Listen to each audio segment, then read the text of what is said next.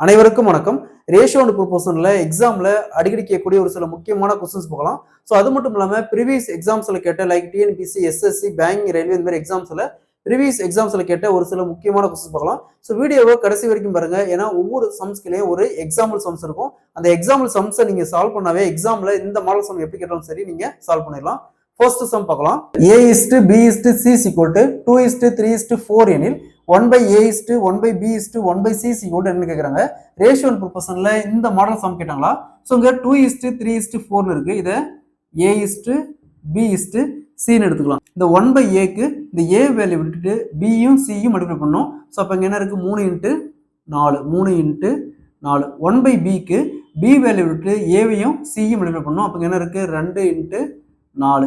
அடுத்து 1/Cக்கு C value விட்டு ஏவையும் பியும் மல்டிப்ளை பண்ணணும். அப்போ என்ன இருக்கு 2x3. ஸோ இதுல காமனா வகுக்கக்கூடிய எண் எதாவது இருக்குன்னு பாருங்க. 2ஆல் கேன்சல் பண்ணலாம். இங்கே 2 போயிடும், இங்கே 2 போயிடும், இங்கே 4 2ஆல் கேன்சல் பண்ணா 2.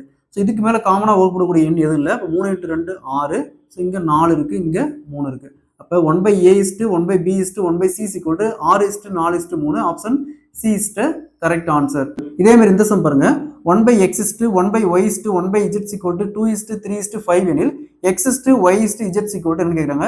இந்த ரெண்டு சம்மும் ஒரே சம் தான். இந்த 2:3:5 நம்ம இந்த 2க்கு 1/X எடுத்துக்கலாம், அதே மாதிரி 3க்கு 1/Y எடுத்துக்கலாம், 5க்கு 1/Z எடுத்துக்கலாம். ஃபர்ஸ்ட் எக்ஸுக்கான வேல்யூ ஃபைன் பண்ண இந்த 1/X விட்டுட்டு 1/Y-யும் 1/Z-யும் மல்டிப்ளை பண்ணணும். அப்போ என்ன இருக்கு 3x5. அடுத்து ஒய்க்கான வேல்யூ 1/Y விட்டுட்டு இந்த எக்ஸையும் ஒய்யும் மல்டிப்ளை பண்ணணும். அப்போ 2x5. அடுத்தது இஜெட்கான வேல்யூ ஃபைன் பண்ண இந்த 1/Z விட்டுட்டு எக்ஸையும் ஒய்யும் மல்டிப்ளை பண்ணணும். அப்போ 2x3.